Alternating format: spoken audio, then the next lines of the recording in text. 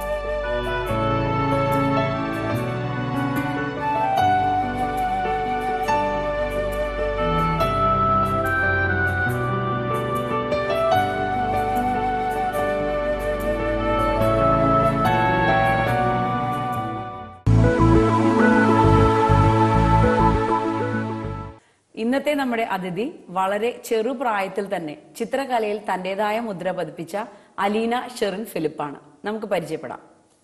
നമസ്കാരം. അലീനയ്ക്ക് എപ്പോഴാ ഈ ഒരു ചിത്രകലയോട് ഇത്രക്ക് ഇഷ്ടം തോന്നി തുടങ്ങിയത്? കൊച്ചുനാൾ മുതലേ ഞാൻ ഇങ്ങനെ വരയ്ക്കുമായിരുന്നു. പിന്നെ കുറച്ച് പടങ്ങളൊക്കെ കാണുമ്പോൾ അതിലൂടെ അതിന്റെ കളറൊക്കെ കാണുമ്പോൾ നമുക്ക് വരയ്ക്കാൻ തോന്നും. അങ്ങനെ തുടങ്ങിയാണ് എന്റെ വരയിലേക്കുള്ള സഞ്ചാരം. എപ്പോഴാ ശരിക്കും ഇങ്ങനെ ഒരു കുറച്ച് സീരിയസ് ആയിട്ട് ഞാനിത് പഠിച്ചു തുടങ്ങണം എന്നൊക്കെ തോന്നിയത്? പാപ്പയും മമ്മിയൊക്കെ പറഞ്ഞോ ഇങ്ങനെ പഠിക്കണോന്ന്? പറഞ്ഞിട്ടുണ്ട്.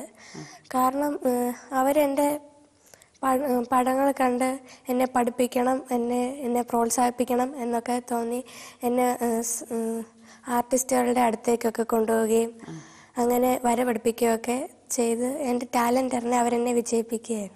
എവിടെയാ പഠിക്കാൻ പോകുന്നേ? പെൻസിൽ വരയ്ക്കാൻ തുടങ്ങിയത് സോമൻ സാർ എന്ന് പറയുന്ന ഒരു ആർട്ടിസ്റ്റിൻ്റെ അടുത്താണ്. പിന്നെ ഹൗ ടു അപ്ലൈ കളേഴ്സ് ആ രീതി പഠിക്കാൻ വേണ്ടി പോയത് രാജേഷ് മണിമല എന്ന സാറിൻ്റെ അടുത്താണ്. അങ്ങനെ കളറിലോടുള്ള ഇഷ്ടം കൊണ്ട് ഇപ്പം കളർ ചെയ്ത് അത് ഇപ്പം മുന്നോട്ട് കൊണ്ടുപോയിക്കൊണ്ടിരിക്കുകയാണ്. കളേഴ്സിൽ ഒരുപാട് നിറങ്ങളുണ്ട്. ഇതിൽ ഏറ്റവും ഇഷ്ടമുള്ള കളർ ഏതാ? എനിക്ക് ഏറ്റവും ഇഷ്ടപ്പെട്ട നിറം ബ്ലൂ ആണ്. കാരണം ഈ ബ്ലൂ നമ്മൾ മിക്സ് ചെയ്തെടുക്കുമ്പോൾ ഏറ്റവും പ്യുവർ ആയിട്ടുള്ള കളേഴ്സൊക്കെ നമുക്ക് ലഭിക്കും. അത് ഇച്ചിരി ബ്രൈറ്റ് ആയിട്ടുള്ളതായിട്ടും നമുക്ക് പ്രതീക്ഷ തരുന്നതായിട്ടും നമുക്ക് തോന്നും. ഓക്കെ. അതുകൊണ്ടാണ് ഞാൻ ബ്ലൂ, എൻ്റെ പടത്തിലും നിങ്ങൾക്ക് കാണാം ബ്ലൂ ഉപയോഗിച്ചുള്ള മിക്സിങ് മെത്തേഡ്സ് എല്ലാം കാണാം. മിക്സിങ്, കളേഴ്സിന്റെ മിക്സിംഗ് ഒക്കെ ഒരുപാട് പരീക്ഷിക്കാറുണ്ടോ? പരീക്ഷിക്കാറുണ്ട്. സാറ് പറയും ഓരോ കളേഴ്സും നമ്മൾ 2 എണ്ണം വീതം മിക്സ് ചെയ്ത് പുതിയ കളേഴ്സ് ഉണ്ടാക്കണം, അത് പ്യുവർ ആയിരിക്കണം എന്നൊക്കെ പറയുന്നുണ്ട്. അങ്ങനെയാണ് ഞാൻ മിക്സിങ് രീതി പഠിക്കുന്നത്. മോൾക്ക് എന്ത് മീഡിയത്തിൽ വരയ്ക്കാനാണ് ഇഷ്ടം? വാട്ടർ കളർ ആണോ, ആക്രിലിക് ആണോ? വാട്ടർ കളറാണ് ഞാൻ തുടങ്ങിയത്, അതുകൊണ്ടായിരിക്കും എനിക്ക് അതിനോട് എനിക്ക് ഏറ്റവും ഇഷ്ടം കൂടുന്നത്. ഇപ്പം അക്രിലിക് തുടങ്ങിയിട്ടുണ്ട്, അതിങ്ങനെ പരിശീലിച്ച് വന്നുകൊണ്ടിരിക്കുന്നു. ഓയിൽ പെയിന്റിങ് പഠിച്ചോ? ഓയിൽ പെയിന്റിങ് ഒരു പെയിന്റിങ് മാത്രമേ ചെയ്തിട്ടുള്ളൂ. പിന്നെ അത് ഇച്ചിരി ഉണങ്ങാനൊക്കെ താമസമായതുകൊണ്ട് ചെയ്യാൻ നമുക്ക് ഒരു ഇൻട്രസ്റ്റും ഇല്ല, ക്ഷമയും വേണം. ഓക്കെ. അപ്പോൾ എങ്ങനത്തെ പടങ്ങൾ വരയ്ക്കാനാണ് ഇഷ്ടം? അബ്സ്ട്രാക്റ്റ് ആണോ അതോ റിയലിസ്റ്റിക് ആണോ, അത് എന്തെങ്കിലും കണ്ടംപററി രീതിയിലുള്ള പടങ്ങളാണോ? അബ്സ്ട്രാക്റ്റ് ആയിരുന്നു ആദ്യം വരച്ചുകൊണ്ടിരുന്നത്, പിന്നെ അക്രിലിക് തുടങ്ങിയപ്പോൾ റിയലിസ്റ്റിക്കിൽ തുടങ്ങാൻ പോകുന്നു. അപ്പൊ ഈ പടങ്ങളൊക്കെ വരയ്ക്കാൻ വേണ്ടിയിട്ട് ഇപ്പൊ നമ്മൾ എവിടെയെങ്കിലും അച്ഛനമ്മയുടെ കൂടെ യാത്ര പോകുമ്പോഴോ കാണുന്ന ഓരോ മുഖങ്ങളും ഓരോരോ സീനറികളും ഒക്കെ ഇങ്ങനെ ഓർത്ത് വെക്കാറുണ്ടോ? സീനറീസ് എന്ന് പറയുമ്പോൾ അതാണ് ഞാൻ ഏറ്റവും കൂടുതൽ ഓർത്ത് വെക്കാറുള്ളത്. ഇപ്പം ഞാൻ വരച്ചിട്ടുള്ള കൂടുതലും മൂന്നാർ മേഖലയും തേയിലത്തോട്ടങ്ങൾ അതുപോലെയുള്ളത്, അവിടെ തേയില കൃഷി നടത്തുന്ന അതുപോലെയുള്ള പടങ്ങളാണ് കൂടുതൽ. മൂന്നാർ പോയിട്ടുണ്ടോ? അപ്പൊ അവിടെ പോയപ്പോ കണ്ട കാഴ്ചകളൊക്കെ തന്നെയാണോ വരയിലേക്ക് കൊണ്ടുവരുന്നത്? ഇടയ്ക്ക് അതിന്റെ ഒരു മിക്സ്, ആ ഒരു സീനറി മിക്സ് ചെയ്ത് പിന്നെ നമ്മുടേതായിട്ടുള്ള രീതിയിൽ അവിടെ മാറ്റങ്ങളൊക്കെ വരുത്തി അങ്ങനെയാണ് ഇടയ്ക്ക് പടം വരയ്ക്കുക.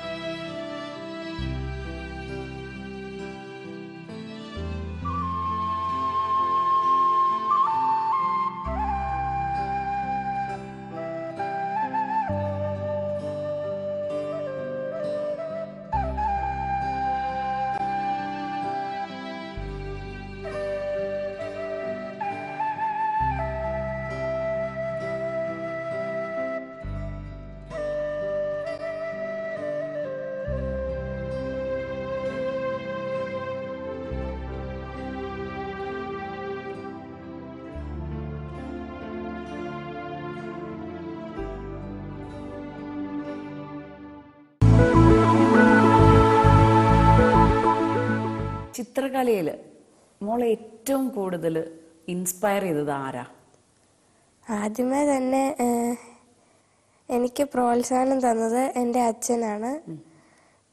വരയ്ക്കാൻ വേണ്ടി എന്നെ കൂടുതൽ താല്പര്യം കൊണ്ടുവരികയും എന്നും എന്നോട് വരയ്ക്കാൻ പറയുകയും പിന്നെ രണ്ടാമത്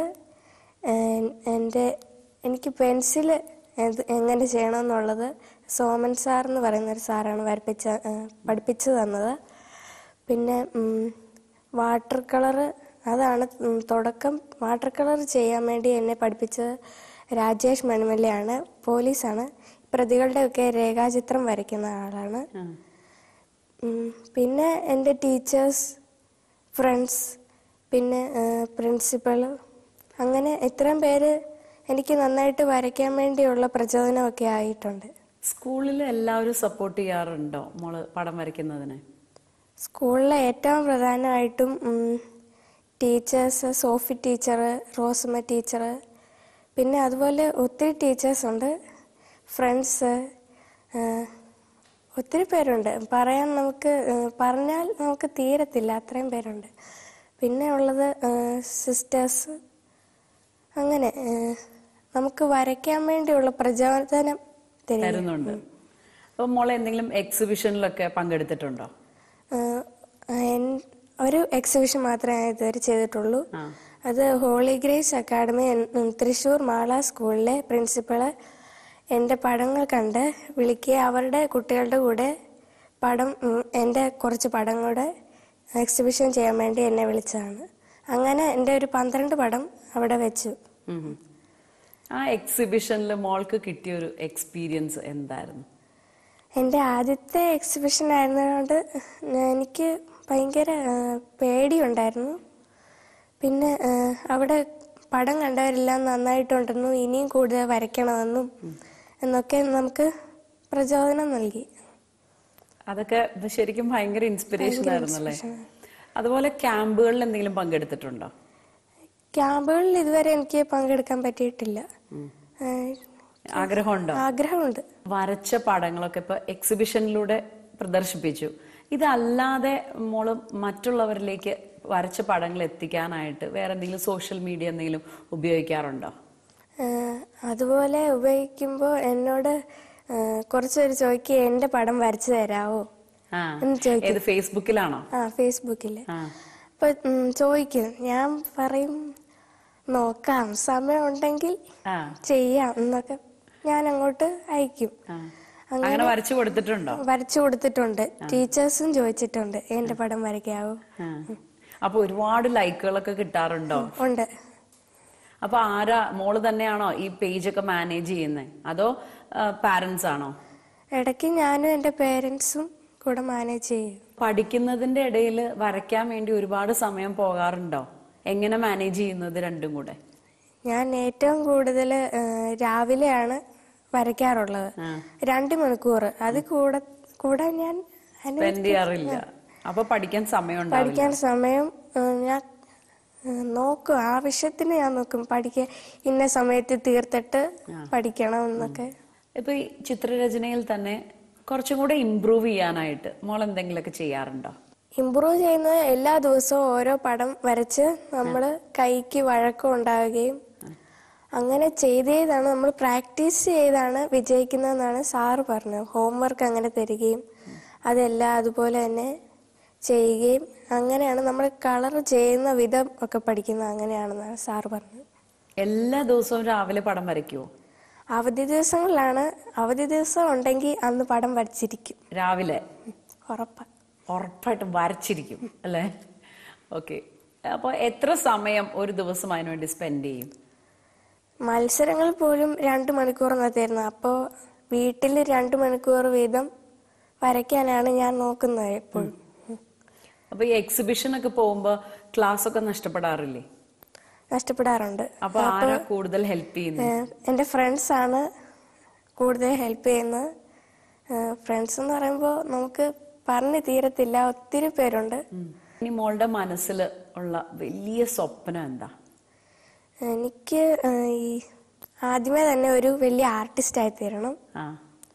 പിന്നെ ഈ മൊണാലിസ അതുപോലെയുള്ള വലിയ വലിയ പടങ്ങളൊക്കെ കാണണം ഒറിജിനലായിട്ട്. വിദേശത്ത് പോവുകയും അവിടെ ഇവരുടെയൊക്കെ മ്യൂസിയംസ് എല്ലാം കാണുകയും അങ്ങനെ നല്ലൊരു പ്രൊഫഷണൽ ആർട്ടിസ്റ്റായിട്ട് മാറണം. ഇപ്പൊ കുഞ്ഞിലെ ഏത് പ്രായം മുതൽ മോള് പടം വരച്ചു തുടങ്ങി? LKG UKG ആ സമയങ്ങളിലൊക്കെയാണ് ഈ പൂക്കള് നമുക്ക് ഇപ്പൊ ഒരു ചെമ്പരത്തി പൂവാണെങ്കിൽ ആ ഒരു പൂ തന്നെയായിട്ട് വരയ്ക്കുക, ഇലയും പിന്നെ ബട്ടർഫ്ലൈ അതുപോലൊക്കെ ചെറിയ ചെറിയ പടങ്ങൾ ആദ്യം വരച്ചു തുടങ്ങി. പിന്നെയാണ് സീനറീസിലോട്ട് വന്നത്. വരയ്ക്കുമ്പോ അത് കളർ ചെയ്യോ? കളർ ചെയ്യാൻ നോക്കും, പക്ഷെ അന്നൊക്കെ കളർ ചെയ്യാൻ നമുക്ക് പേടിയായിരുന്നു. പിന്നെ നമുക്ക് അത്ര കളറിന്റെ അത്രയും നമുക്ക് പിടുത്തമില്ലായിരുന്നു ശരിക്കും ഏത് കളറാ അവിടെ കൊടുക്കേണ്ടത്, അതിന്റെ കോമ്പിനേഷൻ എങ്ങനെയാണ് അതൊന്നും നമുക്ക് അറിഞ്ഞുകൂടായിരുന്നു. പിന്നെ പെൻസിൽസ് ആയിരുന്നു പണ്ട് മുതലേ ചെയ്തുകൊണ്ടിരുന്നത്. അപ്പൊ ഏത് ചിത്രമാണ് ആദ്യമായിട്ട് വരച്ചതെന്ന് ഓർമ്മയുണ്ടോ? താമരയാണ് ആദ്യമായിട്ട് ഞാൻ വരച്ചത്. പിന്നെ ഇതുവരെ എത്രത്തോളം ചിത്രങ്ങൾ വരച്ചിട്ടുണ്ടാവും? 700ഓളം അല്ലെ 700-ൽ അത്രയും വരച്ചിട്ടുണ്ട്. അതെല്ലാം സൂക്ഷിച്ചു വെക്കാറുണ്ടോ? സൂക്ഷിച്ച് അത്രയും തന്നെ ഉണ്ടോന്ന് അറിഞ്ഞൂടെ, പക്ഷെ പലതും ഞാൻ സൂക്ഷിച്ചു വെച്ചിട്ടുണ്ട്. ഇപ്പോഴും സീനറീസ് ആണ് കൂടുതലും വരച്ചിട്ടുള്ളത്. അതെല്ലാം ഒരു സെറ്റിൽ സൂക്ഷിച്ചു വെച്ചിട്ടുണ്ട്. മോള് പഠിക്കുന്ന സ്കൂളിൽ എന്തെങ്കിലും എക്സിബിഷൻസ് ഒക്കെ ഉണ്ടായിട്ടുണ്ടോ? കഴിഞ്ഞ വർഷം 10ാം ക്ലാസ്സുകാർ ഒരു എക്സിബിഷൻ നടത്തിയായിരുന്നു. അതിൽ ഓരോ ആർട്സ് അതുപോലെ തന്നെ ക്രാഫ്റ്റ്സ് അതുപോലെ ഓരോ സെക്ഷനിലായിരുന്നു. ആർട്സിൽ എന്റെ പടമായിരുന്നു. അതിൽ എനിക്ക് എത്ര ചിത്രങ്ങൾ വെച്ചിരുന്നു? ഒരു 40 കൂടുതൽ അത്രയും ചിത്രങ്ങൾ വെക്കാൻ പറ്റിയിട്ടുണ്ട്. ക്ലേ മോഡലിങ്ങിന്റെ 2 എണ്ണം ഞാൻ ചെയ്തു വെച്ചിട്ടുണ്ടായിരുന്നു. ക്ലേ ട്രൈ ചെയ്തതാണ്. ഈ എക്സിബിഷൻ വന്നോണ്ട് മാത്രം ഞാൻ ട്രൈ ചെയ്തു. ഈ കഴിഞ്ഞ ഒരു വർഷം എന്തൊക്കെ സമ്മാനങ്ങൾ മോൾക്ക് ഈ ഒരു ചിത്രകലയിൽ ലഭിച്ചു? KCSLന്റെ 2 വർഷമായിട്ട് സ്റ്റേറ്റ് ഫസ്റ്റ് കിട്ടിയിട്ടുണ്ട്. CBSE കലോത്സവങ്ങളില് സെക്കൻഡ് ഉണ്ടായിരുന്നു. പിന്നെ YMCA കോട്ടയം നടത്തിയ കോമ്പറ്റീഷനിൽ ബെസ്റ്റ് ആർട്ടിസ്റ്റിനുള്ള അവാർഡും സ്കൂളിനൊരു ട്രോഫിയും ഉണ്ടായിരുന്നു. ഒരുപാട് അവാർഡുകളായാലും ഇപ്പോൾ തന്നെ. പിന്നെ സ്കൂളിൽ നിന്ന് അതിൻ്റേത് നമുക്ക് പ്രോത്സാഹനമായിട്ട് അവാർഡുകൾ തന്നു.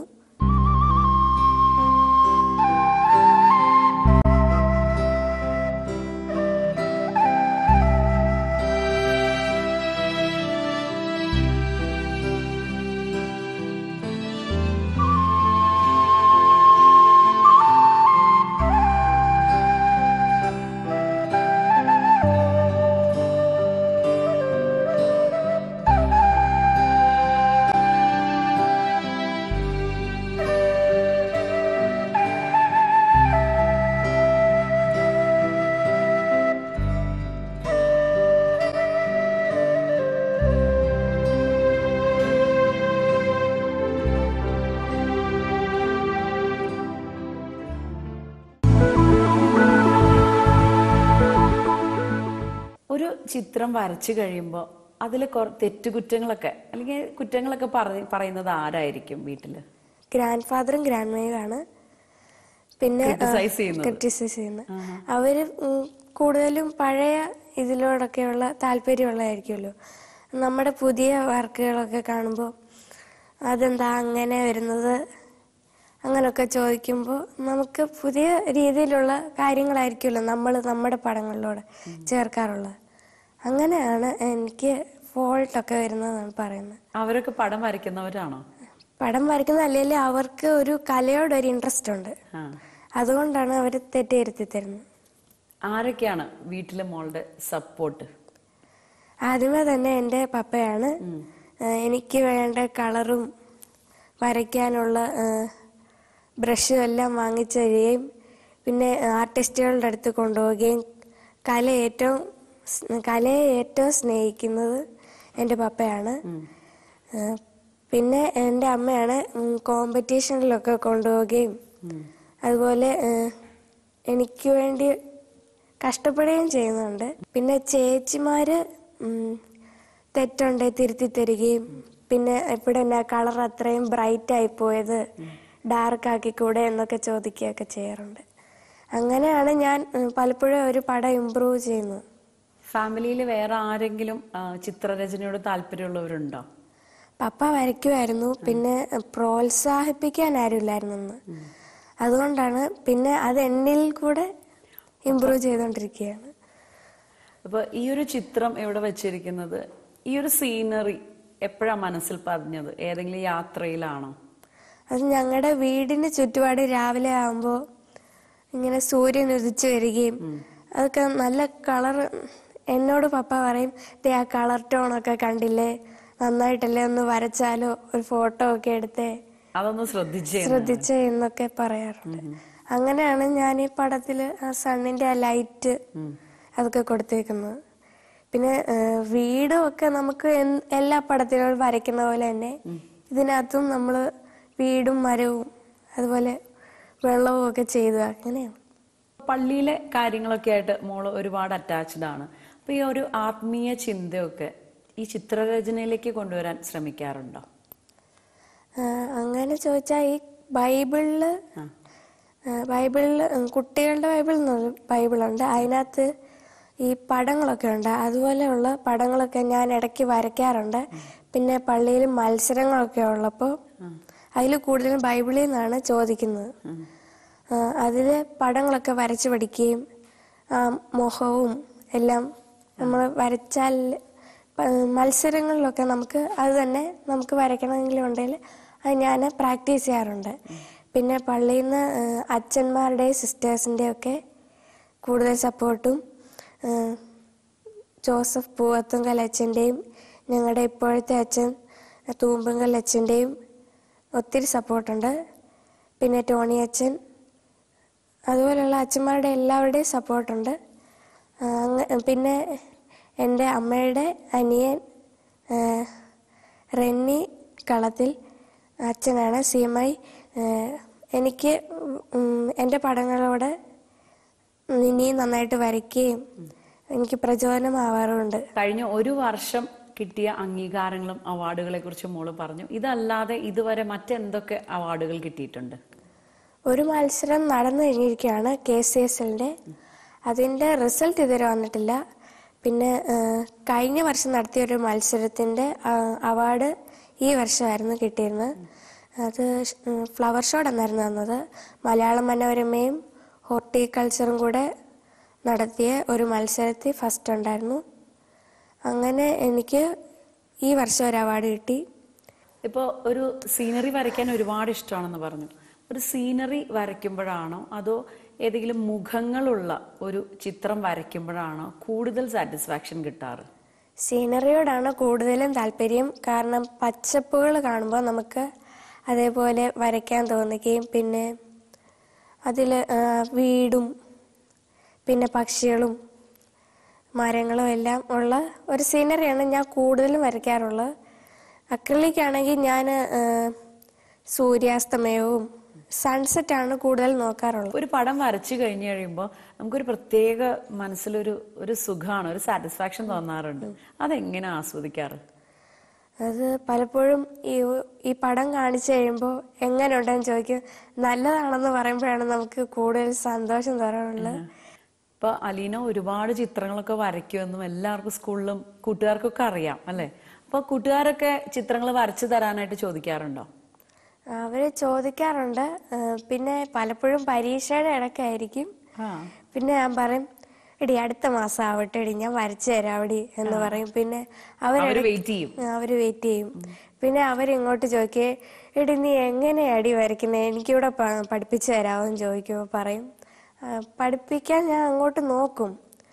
അവര് കൂടുതൽ എന്നോട് ചോദിക്കുന്നത് ഈ കണ്ണും കൈയും ഒക്കെ എങ്ങനെയൊക്കെയാ വരയ്ക്കുന്നത്. പിന്നെ ആദ്യത്തെ ദിവസം മാത്രമേ അവർക്ക് അതിനുള്ള ഇൻട്രസ്റ്റ് കാണത്തുള്ളൂ. കളറിങ്ങിന്റെ ടിപ്സ് ഒക്കെ പറഞ്ഞു കൊടുക്കാറുണ്ടോ? അത് അവരിപ്പം സ്കൂളിലും ഉണ്ട് വര പഠിപ്പിക്കുന്നത്. അങ്ങനെയാണ് അവര് കൂടുതലും വരയ്ക്കാറുള്ളത്. പിന്നെ ഇടയ്ക്ക് എന്നോട് ചോദിക്കും, ഹോംവർക്ക് ഉണ്ടെങ്കിൽ എന്റെയും കൂടെ സഹായം ചോദിക്കും. എടി ഇതെങ്ങനെയാ ചെയ്യുന്നത് എന്നൊക്കെ പറഞ്ഞ് എന്റെയും കൂടെ സഹായം ചോദിക്കും. അങ്ങനെയൊക്കെയാണ് ഞാൻ കൂടുതലും വരച്ചു കൊടുക്കാറുള്ളത്. ഇത്രയും ചെറുപ്രായത്തിൽ തന്നെ അലീനയ്ക്ക് ഒരുപാട് അവാർഡുകളും അംഗീകാരങ്ങളൊക്കെ കിട്ടിക്കഴിഞ്ഞു. ഇനിയും മുൻപോട്ടേക്ക് ഒരുപാട് ചിത്രങ്ങൾ വരയ്ക്കാൻ സാധിക്കട്ടെ, അംഗീകാരത്തിന്റെ ഒരുപാട് പടവുകൾ കയറാൻ സാധിക്കട്ടെ എന്ന് ആശംസിക്കുന്നു. നന്ദി.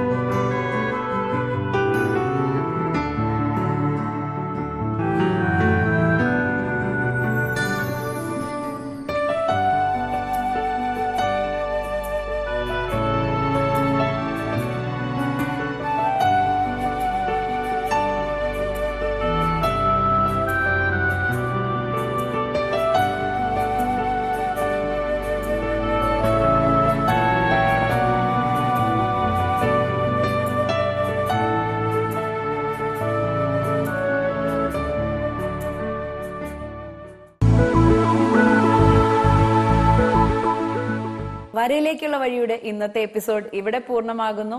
മറ്റൊരു ആർട്ടിസ്റ്റിന്റെ വിശേഷവുമായി അടുത്ത എപ്പിസോഡിൽ കാണുന്നത് വരേക്കും ഈശോ മിശിഹായ്ക്ക് സ്തുതിയായിരിക്കട്ടെ.